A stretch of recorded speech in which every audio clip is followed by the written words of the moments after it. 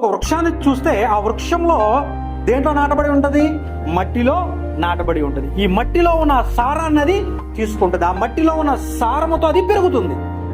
ఆ మట్టి, ఆ సారము దేవుని వాక్యము. దానికి కావలసిన నీళ్లు పరిశుద్ధాత్మ దేవుడు. అయితే అంటగట్టబడడం అని అంటే ఈ రెండు ఉన్నాయి కదా, ఈ కాండానికి మరి ఈ యొక్క తీగలు అంటగట్టబడ్డప్పుడు ఏం కావాలా? ఒక త్రాడు కావాలి, ఒక వస్త్రం కావాలి అనేది కావాలి. దాన్ని చుట్టాలి అని అంటే, దానితో అనుసంధానం చేయాలంటే ఒక చుట్టబడే ఒక వస్తువు ఏదైనా కావాలి. ఆ వస్తువే ప్రార్థన. ఈరోజు మనకు దేవుడు ఆ ప్రార్థన గురించి తెలియపరుస్తున్నాడు. మీకు అర్థమైందా?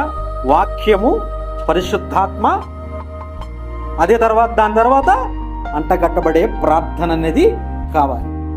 ఎందుకంటే ఆయనకి వేరుగా మనము ఏమీ చేయలేము. ఆయనకి వేరుగా ఉండి మనము ఏమీ చేయలేము. కాబట్టి ప్రార్థన అవసరత చాలా అవసరం.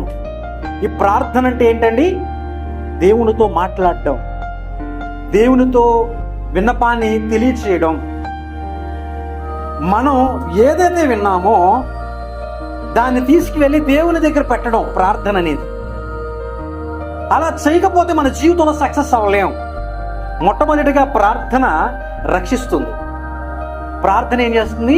రక్షిస్తుంది. మనలో మనం అయితే సొంతంగా ఫలించలేము.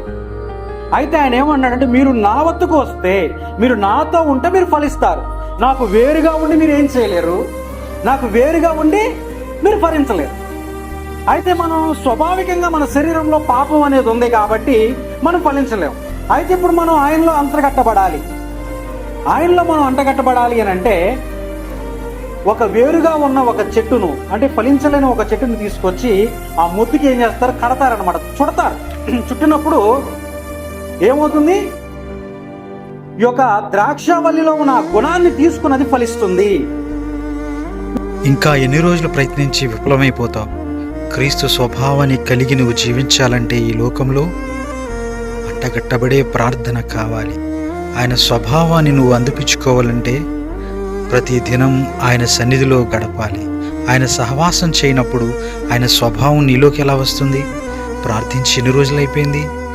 ఇకనైనా ప్రార్థించు ప్రియమిత్రమా. Praise lord.